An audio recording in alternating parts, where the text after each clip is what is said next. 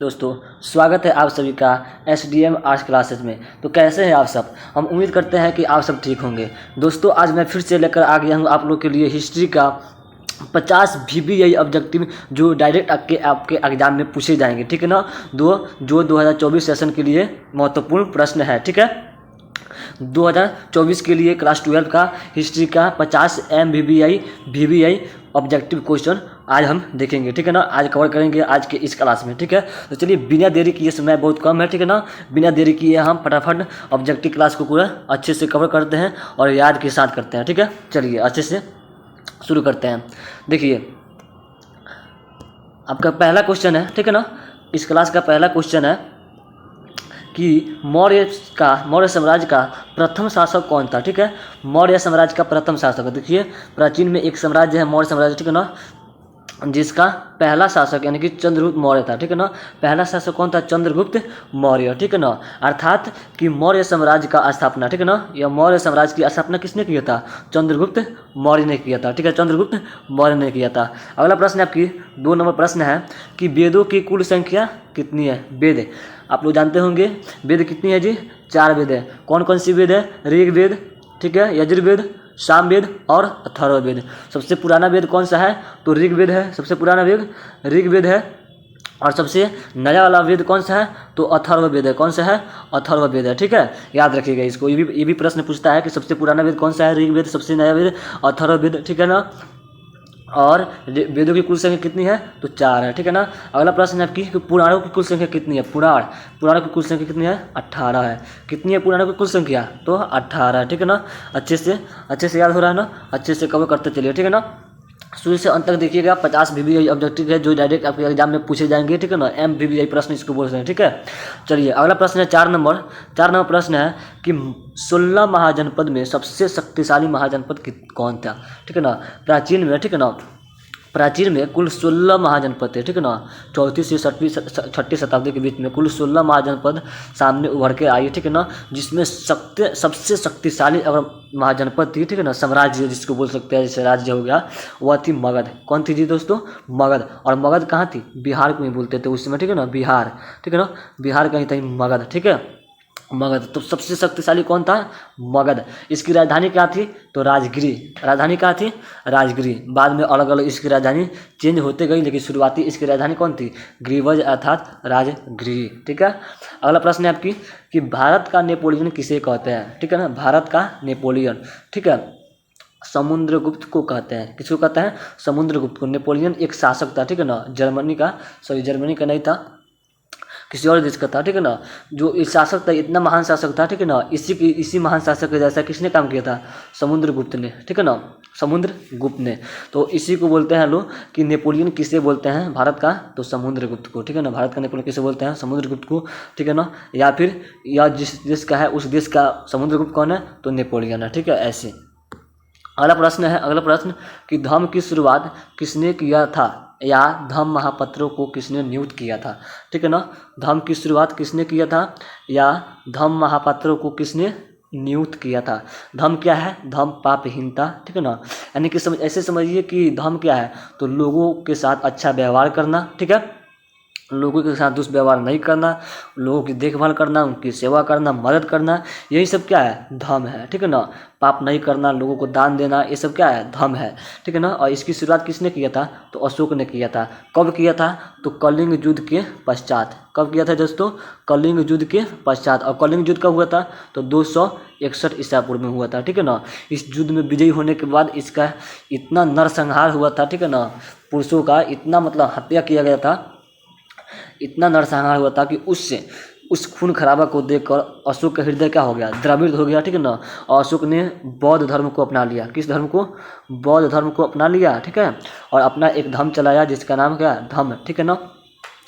और कब चलाया? तो 261 ईसा पूर्व, मतलब कलिंग युद्ध बीतने के बाद, ठीक है। और इसमें महापात्र मतलब हो गए, महापात्र का अर्थ हुआ कि किसने ऐसे मतलब धर्म की प्रचार करने के लिए मुख्य लोगों को बनाया था, ठीक है ना। कि जाओ भाई धर्म को लोगों को समझाओ कि धर्म आखिर है क्या, ठीक है ना। तो महापात्रों की नियुक्ति किसने किया था? अशोक ने। और धर्म की शुरुआत किसने किया था? तो अशोक ने, ठीक है ना। कब किया था? तो कलिंग युद्ध के पश्चात। और कलिंग युद्ध कब हुआ था? तो 261 ईसा पूर्व, याद रखिएगा, ठीक है ना। कलिंग युद्ध कब हुआ था? 261 ईसा पूर्व। अगला क्वेश्चन है, किस शिलालेख में अशोक के कलिंग विजय का उल्लेख है? ठीक है ना। अशोक ने बहुत सारे क्या बनाए थे? शिलालेख बनाए थे, अभिलेख बनाया था, ठीक है ना। अशोक, सम्राट अशोक बहुत सारे, ठीक है। तो उसी में जो 13वां जो शिलालेख मिला था, ठीक है ना, 13वां शिलालेख, उसी शिलालेख में क्या मिला हम लोग को? कलिंग विजय का वर्णन मिलता है कि 13वां शिलालेख में, कि उसमें लिखा गया है कि 261 ईसा पूर्व में सम्राट अशोक ने क्या किया था? कलिंग पर विजय पाया था, ठीक है। अगला प्रश्न है आपकी कि जनपद का शाब्दिक अर्थ क्या है? जनपद, जनपद, जनपद का अर्थ हुआ, जन मतलब होता है लोग, जन मतलब लोग, जन यानी कि लोग, जनता, ठीक है। जन मतलब लोग, और पद मतलब होता है, पद मतलब पैर, क्या होता है? पैर, यानी अर्थात लोग जहाँ अपना पैर रखते हैं, ठीक है ना। लोग जहाँ पे अपना पैर रखते हैं या फिर अपना घर बनाते हैं, उसी को क्या बोलते हैं? जनपद बोलते हैं, ठीक है। उसी को जनपद बोलते हैं। समझ में आ गया, ठीक है। चलिए अगला क्वेश्चन है, अर्थशास्त्र और इंडिका से किस राजवंश के विषय की जानकारी मिलती है? अर्थशास्त्र और इंडिका ये दो महान ग्रंथ हैं, ठीक है ना, पुस्तक है, ठीक है ना, जो मौर्य साम्राज्य पर लिखा गया है। किस पे? मौर्य साम्राज्य पे। और शास्त्र को किसने लिखा था? तो कौटिल्य ने, ठीक है ना, जिनको चाणक्य बोलते हैं या विष्णुगुप्त भी बोलते हैं। और इंडिका को किसने लिखा था? तो मेगास्थनीज लिखा था, ठीक है ना। मेगास्थनीज जो सेल्यूकस का क्या था? राजदूत था, ठीक है। सेल्यूकस का राजदूत था, उसी ने क्या लिखा था? इंडिका लिखा था। और अर्थशास्त्र कौटिल्य ने लिखा था किस पे? तो मौर्य साम्राज्य के ऊपर, ठीक है ना। मौर्य साम्राज्य अर्थात चंद्रगुप्त मौर्य, अशोक, बिंबिसार जो उनके शासक थे, ठीक है ना, उसी के ऊपर लिखा गया था यह किताब, ठीक है। अगला प्रश्न है 11 नंबर कि अर्थशास्त्र किसकी रचना है? अभी आपको बताया था अर्थशास्त्र, तो अर्थशास्त्र किसकी रचना है? चाणक्य, कौटिल्य या विष्णुगुप्त, तीनों नाम इन्हीं का है। किनका है? तो चाणक्य का है, तीनों नाम चाणक्य का ही है, ठीक है। अगला प्रश्न है कि इंडिका किसने रचा था? तो इंडिका मेगास्थनीज, ठीक है ना, इसने मेगास्थनीज रचा था, ठीक है ना। और यह क्या था? मेगास्थनीज कौन था? तो एक राजदूत था। कौन था जी? राजदूत था, ठीक है ना। किसका? तो सेल्यूकस का। किसका? सेल्यूकस, ठीक है, सेल्यूकस का था, ठीक है। चलिए अगला प्रश्न है कि मुद्रा राक्षस किसकी रचना है? ठीक है ना। ये जितने हम पुस्तक का नाम बताएंगे उसके रचयिता का नाम याद रखिएगा, ठीक है, ध्यान से। अर्थशास्त्र कौटिल्य, चाणक्य, विष्णुगुप्त, इंडिका, मेगास्थनीज, मुद्रा राक्षस विशाखदत्त, ठीक है ना। मुद्रा राक्षस किसने लिखा था? विशाखदत्त ने। राजतरंग ने किसने लिखा था? कलहर ने। किसने लिखा था? कलहर ने। प्रयाग प्रशस्ति किसने लिखा था? तो हरिसेन ने। किसने लिखा था? हरिसेन ने। देख, ये जितने सारे पुस्तक है, ये सभी पुस्तकों से हमको विश्वास है कि 2 से 3 प्रश्न अवश्य रहेंगे, ठीक है। 2 से 3 प्रश्न अवश्य रहेंगे, तो इसको याद रखिएगा। प्रयाग प्रशस्ति किसने लिखा था? हरिसेन ने लिखा था, ठीक है ना। समुद्रगुप्त के ऊपर, किसके ऊपर लिखा था जी? हरिसेन ने समुद्रगुप्त के ऊपर, जिसे भारत का नेपोलियन कहा जाता है, ठीक है। अगला क्वेश्चन है कि मेगास्थनीज किसके दरबार में आया था? तो चंद्रगुप्त मौर्य के दरबार में आया था, ठीक है ना। मेगास्थनीज ने कौन सी पुस्तक लिखी थी? तो इंडिका। कौन सी पुस्तक लिखा था जी? इंडिका। किस पे लिखा था? तो मौर्य साम्राज्य पे, ठीक है। और किसके दरबार में आया था यह? तो चंद्रगुप्त मौर्य के दरबार में आया था। और क्या था? तो एक राजदूत था। क्या था? राजदूत था, ठीक है, ध्यान रखिएगा, राजदूत था। अगला प्रश्न है आपकी, अगला प्रश्न है कि किस शासक को, ठीक है ना, किस शासक को प्रियदर्शी या देवाना प्रिय या फिर राजा, ठीक है ना, क्या जी? राजा कहा जाता है, ठीक है ना। ऐसा कौन सा शासक था जिसे प्रियदर्शी कहते थे लोग, देवाना प्रिय भी कहते थे और राजा भी कहते थे? तो सम्राट अशोक को कहते थे, ठीक है ना। जनता किसको कहती थी? सम्राट अशोक को कहती थी प्रियदर्शी या फिर देवाना प्रिय, ठीक है। अगला प्रश्न है कि पाटलिपुत्र नगर की स्थापना किसने किया था? पाटलिपुत्र अर्थात पटना। कौन था जी? पटना, हमारे बिहार की ही, ठीक है ना, राजधानी कौन है? पटना है। इसको किसने बनाया था? इसकी स्थापना किसने किया था? तो उदयन ने। किसने किया था? उदयन ने। इसका दूसरा नाम भी देता है उदयभद्र, ठीक है ना, उदयभद्र या फिर उदयन ने किया था, ठीक है ना। और कौन कौन सी नदियाँ पटना, ठीक है ना, पटना की कौन कौन सी नदी पे? तो एक गंगा, पटना की सबसे निकट नदी कौन सी है? गंगा। उसके बाद है पुनपुन, उसके बाद है सोन नदी, ठीक है ना। तीनों नदी आपस में ऐसे मिलती है, ठीक है, ऐसे मिलती है। और इसी के संगम पर, इसी पे क्या है? पटना स्थित है। किसने बनाया था जी? उदयन ने बनाया था। किसने बनाया था? उदयन ने, ठीक है। गंगा, पुनपुन और सोन नदी के संगम पर, ठीक है ना। किस नदी के संगम पे? तो गंगा, पुनपुन और सोन नदी के संगम पर, याद रखिएगा, ठीक है। चलिए अगला क्वेश्चन है कि फूट डालकर राज करना, ठीक है ना, फूट डालकर विजय प्राप्त करना का कार्य सबसे पहले किस राजा ने किया था? ठीक है ना। तो अजातशत्रु ने किया था। किसने किया था जी? अजातशत्रु, ठीक है ना। अजातशत्रु कौन था? तो उदयन का पुत्र था। उदयन जिसने कि क्या किया था, उदयन, ठीक है ना, उदयन जिसने क्या किया था जी, सॉरी उदयन का मतलब पिता था, ठीक है ना, उदयन, उदयन क्या था, तो उदयन कौन था, उदयन अजातशत्रु का क्या था, एक बेटा ही था, ठीक है ना। इसने अपने बाप को मारा तो इसने अपने बाप को मार दिया, ठीक है ना, और ऐसे करके गद्दी दोनों ने प्राप्त किया, ठीक है ना। और इसी ने अजातशत्रु ने क्या किया था, फूट डालकर राज किया था, ठीक है ना। सबसे पहले किसने लिया था, फूट डालो और राज करो का नारा, किसने, मतलब नारा नहीं था, मतलब ऐसे ही जब किसने अपनाया था सबसे पहले, तो अजातशत्रु ने अपनाया था, ठीक है ना। अगला क्वेश्चन है कि अपने स्वयं के खर्चे से सुदर्शन झील, ठीक है ना, स्वयं के खर्चे से सुदर्शन झील की मरम्मत किसने कराया था, तो रुद्रदमन ने। किसने कराया था जी, रुद्रदमन ने अपने खर्चा से, ठीक है ना, अपने खर्चा से, अपने पैसे से क्या किया था, एक सुदर्शन झील था जिसकी मरम्मत कराया था कि ये लोगों के लिए क्या है, सिंचाई करने में आसानी हो सके, ठीक है ना। आपसे एक प्रश्न है कि मगध जो है बिहार के है ना, बिहार की स्थापना किसने किया था, मगध की स्थापना तो बिंबिसार ने किया था। किसने किया था जी, बिंबिसार, याद रखिएगा, बिंबिसार जो कौन था, इसका बापू था, ठीक है ना, अजातशत्रु का बाप था, ठीक है ना।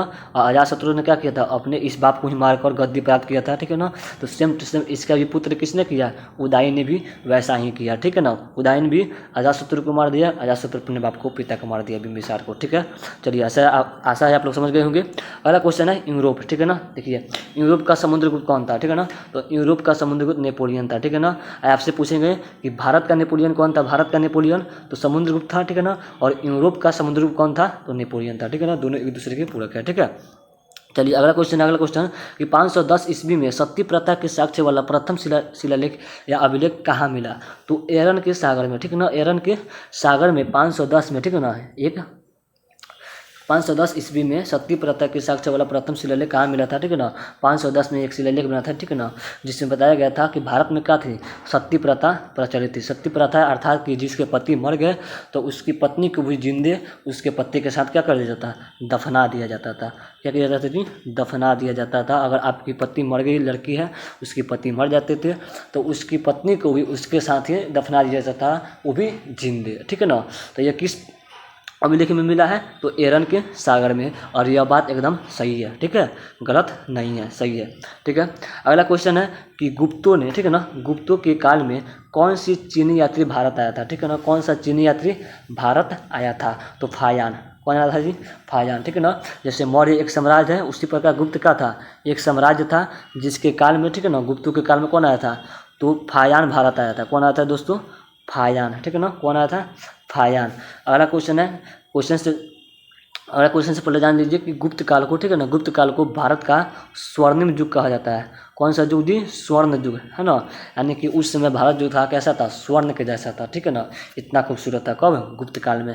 क्यों था, क्योंकि उस समय के राजा जो थे बहुत ही बलशाली थे। जो भी राजा थे क्या थे, बहुत ही ताकतवर थे। और उस समय का जो हमारा देश था इतना विकसित था कि उसको पता नहीं, मतलब इतना ज़्यादा विकसित था, ठीक है ना, बहुत ज़्यादा विकसित था, इसीलिए उसे क्या कहते हैं, भारत का स्वर्णिम युग कहते हैं, ठीक है। अगला क्वेश्चन आपका, अगला क्वेश्चन कि नवरत्न किसके दरबार में रहते थे, नवरत्न किसके दरबार में, तो देखिए समुद्रगुप्त, ठीक है ना, यहाँ पे समुद्रगुप्त, ठीक है ना, विक्रमादित्य, समुद्रगुप्त, ठीक है ना, यहाँ पे समुद्रगुप्त नहीं रहेगा, चंद्रगुप्त मौर्य रहेगा, ठीक है ना, मौर्य नहीं, चंद्रगुप्त द्वितीय, ठीक है ना, चंद्रगुप्त द्वितीय, ठीक है ना। या इसको उपाधि मिली थी किसका, तो विक्रमादित्य का, ठीक है ना, ये गलती है, ठीक है ना, विक्रमादित्य का जिसको उपाधि मिली थी चंद्रगुप्त मौर्य के, उसके दरबार में, ठीक है ना, जो गुप्त शासक था, ठीक है ना, कौन था जी, यह गुप्त शासक था, ठीक है ना, गुप्त शासक। और उसके साथ साथ महान अकबर भी था, ठीक है ना, अकबर के दरबार में भी कितने रत्न थे, 9 रत्न थे। 9 रत्न का अर्थ हुआ कि 9 ऐसे महान लोग थे, ठीक है ना, 9 बहुत सारे महान लोग थे, 9 मुख्य मुख्य चुनिंदे लोग थे, ठीक है ना, जो बहुत ही विद्वान थे, ठीक है ना, पढ़ाई लिखाई से लेकर हर एक चीज़ से लेकर, ठीक है। तो किसके किसके दरबार में थे, तो चंद्रगुप्त द्वितीय अर्थात विक्रमादित्य के और अकबर, ठीक है ना, अकबर के दरबार में, ठीक है। अगला क्वेश्चन है कि अभिज्ञान शाकुंतलम किसकी रचना है। अभिज्ञान शाकुंतलम सबसे इंपॉर्टेंट क्वेश्चन, बार बार एग्जाम में पूछे गए सवाल है, तो यह है कालिदास, ठीक है ना, बहुत ज़्यादा एग्जाम में पूछे गए सवाल है यह, ठीक है। तो इसको याद रखिएगा कि अभिज्ञान शाकुंतलम किसकी रचना है, तो कालिदास की रचना है, ठीक है, कालिदास की रचना है। अगला क्वेश्चन है कि एलोरा के कैलाश मंदिर किस राजवंश ने निर्मित कराया था, तो राष्ट्रकूटों ने, ठीक है ना। एलोरा में एक कैलाश मंदिर है, शिव मंदिर है, ठीक है ना, कैलाश मंदिर, उसको किसने बनवाया था, तो राष्ट्रकूटों ने बनवाया था, ठीक है ना। अगला क्वेश्चन है तक्षशिला विश्वविद्यालय कहाँ स्थित था, ठीक है ना, कहाँ स्थित था, अभी खंडहर बन गया है, ठीक है ना, तो पाकिस्तान में। कहाँ स्थित था जी, पाकिस्तान में, ठीक है ना। तक्षशिला विश्वविद्यालय विश्व का सबसे पुराना विश्वविद्यालय कौन था? तक्षशिला ही था, ठीक है ना, जो पाकिस्तान में स्थित है, ठीक है। अगला क्वेश्चन है कि मेगास्थनीज जिसने इंडिका नामक पुस्तक लिखी थी, ठीक है ना, अपने यात्रा में, ठीक है ना, यात्रा वृत्तांत में भारत को समाज को कितने भागों में विभाजित किया है? यानी कि इंडिका में, ठीक है ना, इंडिका में मेगास्थनीज ने भारत के समाज को 7 भागों में बांटा है। कितने भागों में जी? 7 भागों में, ठीक है ना। अगला प्रश्न है कि भारतीय इतिहास का कौन सा काल स्वर्ण काल के नाम से जाना जाता है? अभी आपको बताया था कौन सा काल? तो गुप्त काल। कौन सा काल? गुप्त काल। सबसे इंपॉर्टेंट क्वेश्चन, सबसे VVI क्वेश्चन कि महाभारत कितने दिनों तक चला था? तो कोई भी बता सकता है, 18 दिन तक महाभारत चलता था। कितने दिनों तक? 18 दिनों तक महाभारत का युद्ध हुआ था, ठीक है। अगला क्वेश्चन है कि महाभारत के रचयिता कौन थे? ठीक है ना, महाभारत के रचयिता कौन थे? 18 दिन का जो युद्ध हुआ था महाभारत, उसके रचयिता महर्षि वेद व्यास थे। और महाभारत किस भाषा में लिखी गई है? तो संस्कृत भाषा में लिखी गई है, ठीक है, संस्कृत भाषा में। अगला क्वेश्चन है कि मनुस्मृति में कितने प्रकार के विवाहों का उल्लेख किया गया है? ठीक है ना, 8 प्रकार के। कितने प्रकार विवाह है जी? 8 प्रकार के। और 8 प्रकार के विवाह आपके एग्जाम में बार बार पूछे जाते हैं, ठीक है ना। और ये 8 प्रकार के विवाह कौन कौन से हैं? ज़्यादातर बच्चों को याद भी नहीं होता, तो इसकी याद हम कराने की गारंटी लेते हैं। इसके लिए ट्रिक भी है हमारे पास, ठीक है ना, कैसे आप 8 विवाह के नाम याद कर पाएंगे, ठीक है ना। और एक और क्वेश्चन है कि मनुस्मृति की रचना किसने किया था? तो स्वयं मनु ने ही किया था। मनुस्मृति की रचना किसने किया था? तो मनु किया था, ठीक है। चलिए अगला प्रश्न है कि अशोक के, ठीक है ना, अशोक के अभिलेख को सर्वप्रथम किसने पढ़ा था? अशोक जिसने अभिलेख खुदवाया था, ठीक है ना, अशोक ने जो अभिलेख खुदवाया था, ठीक है ना, उसको सबसे पहले किसने पढ़ा था? तो जेम्स प्रिंसेप ने, ठीक है ना। जेम्स प्रिंसेप एक विद्वान आदमी था, ठीक है ना, जिसने क्या किया था? अशोक के अभिलेख को सबसे पहले पढ़ा था। और कब पढ़ा था? तो 1837 में पढ़ा था, ठीक है। अगला क्वेश्चन है महाभारत में गंगा पुत्र के नाम से किसे जानता है? ये कोई बता सकता है? भीष्म, ठीक है ना। भीष्म पितामह को क्या कहते हैं? गंगा पुत्र कहते हैं, ठीक है ना, या फिर देवव्रत भी कहते हैं, ठीक है। इनका देवव्रत भी नाम है, ठीक है। अगला क्वेश्चन है कि द्रौपदी किसकी पत्नी थी? द्रौपदी आप लोग बता दीजिए। पांचों पांडव, ठीक है ना, पांडवों की पत्नी थी, ठीक है ना। किसकी जी? पांडव कौन कौन थे? तो युधिष्ठिर, अर्जुन, भीम, नकुल, सहदेव, ठीक है ना। इसमें से कोई 3 नाम देगा एग्जाम में, और 4 नंबर ऑप्शन में देगा क्या? इनमें से सभी। तो आपको सभी मार के आना है, ठीक है, सभी मार के आना है। अगला प्रश्न है आपकी कि महर्षि वेद व्यास द्वारा उत्पन्न संतान कौन थे? ठीक है ना, महर्षि वेद व्यास जिसने महाभारत को लिखा था, उनसे 3 बेटे जन्मे थे, ठीक है ना, पांडु, धृतराष्ट्र और विदुर। पांडु, धृतराष्ट्र और विदुर। धृतराष्ट्र के ही पुत्र थे कौन? दुर्योधन, ठीक है ना, जिनके बीच क्या हुआ था? महाभारत हुआ था, दुर्योधन और अर्जुन के, 5 पांडवों के भाइयों के बीच, ठीक है। चलिए अगला प्रश्न है आपकी कि श्रीमद् भगवत गीता में, ठीक है ना, भगवत गीता के महत्व पर किसने विचार व्यक्त किया है?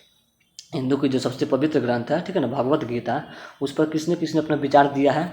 तो महात्मा गांधी ने, विवेकानंद ने, ठीक है ना, स्वामी विवेकानंद और बाल गंगाधर तिलक, इन तीनों ने, ठीक है ना, क्या किया था? श्रीमद् भगवत गीता पर अपना विचार दिया है कि भगवत गीता कैसा है, ठीक है ना, कैसा नहीं है, ठीक है। चलिए अगला प्रश्न है आपकी कि मगध साम्राज्य की स्थापना किसने किया था? आपको शुरू में बताया मगध साम्राज्य किसने किया था? तो बिंबिसार ने किया था। किसने किया था? बिंबिसार ने। आर्य शब्द का शाब्दिक अर्थ क्या होता है? आर्य शब्द का शाब्दिक अर्थ होता है कुलीन या श्रेष्ठ, ठीक है ना। आर्य जो भारत आए थे उनके शाब्दिक अर्थ क्या होता है? श्रेष्ठ या कुलीन, ठीक है। चलिए अगला प्रश्न है कि वेदों की कुल संख्या तो 4 है, ठीक है ना। और उसके वेदांग कितने हैं? अंग कितने हैं? अंग तो 6 है। अंग कितने हैं? 6, जिनको हम लोग वेदांग बोलते हैं, ठीक है ना। 4 संख्या है वेदों की और इसके 6 अंग है, जिसको हम लोग वेदांग बोलते हैं। क्या बोलते हैं? वेदांग बोलते हैं, ठीक है ना। अगला है कि वैदिक सभ्यता कैसी सभ्यता थी? तो ग्रामीण सभ्यता थी। कैसी सभ्यता थी? आपसे एक प्रश्न है कि हड़प्पा सभ्यता कैसी सभ्यता थी? हड़प्पा सभ्यता, ठीक है ना, नगरीय सभ्यता थी। कैसी थी? नगरीय यानी शहरीय थी, ठीक है ना, शहरी थी। और वैदिक सभ्यता कैसी थी? तो ग्रामीण थी। कैसी थी? ग्रामीण थी। सबसे प्राचीन सभ्यता कौन सी है? हड़प्पा है। उसके बाद कौन सी है? वैदिक है, ठीक है।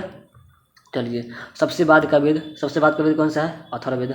आपको पहले ही बता दिए थे, ठीक है ना। सबसे प्राचीन, ठीक है ना, पुराण कौन सा है? पुराण कितने हैं जी? 18 है। और सबसे प्राचीन कौन सा है? तो मत्स्य पुराण है। कौन सा है? मत्स्य पुराण, ठीक है ना। अगला है कि विष्णु पुराण में, ठीक है ना, विष्णु पुराण से हमें किस राजवंश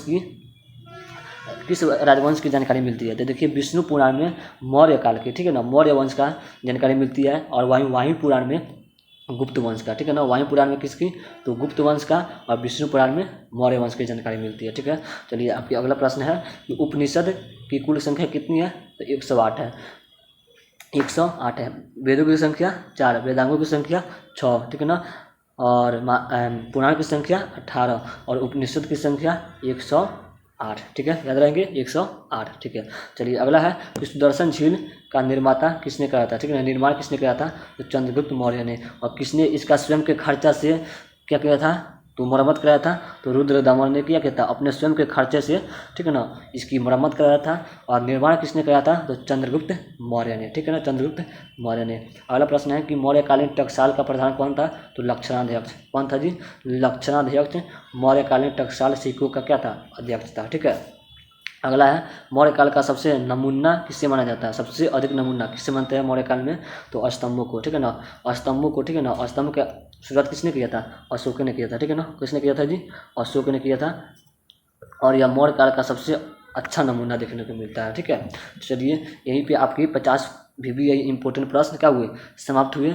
आपसे एक रिक्वेस्ट है कि अगर यह वीडियो आपको अच्छी लगी है, ठीक है ना, क्लास आपको अच्छा लगा है, तो हमारे इस चैनल को क्या कीजिए, सब्सक्राइब कीजिए, ठीक है ना, चैनल को सब्सक्राइब कीजिए, बेल आइकन को प्रेस कीजिए, ठीक है, और लाइक कीजिए, और इसके साथ साथ एक सुंदर सा कमेंट कीजिए, ठीक है ना, जिससे हमारी दिल खुश हो जाए और आपके लिए ऐसे ही अच्छे अच्छे वीडियो लेकर आए, ठीक है ना, अच्छे अच्छे प्रश्न लेकर आए जो आपके डायरेक्ट एग्जाम में पूछे जाएंगे। हमको उम्मीद है, आशा है कि ऐसे ऐसे करके 3 से 4 क्लास में, ठीक है ना, आपकी हिस्ट्री की क्या हो जाएगी, समाप्ति हो जाएगी, ठीक है ना, हिस्ट्री के सारे ऑब्जेक्टिव खत्म हो जाएंगे, ठीक है ना।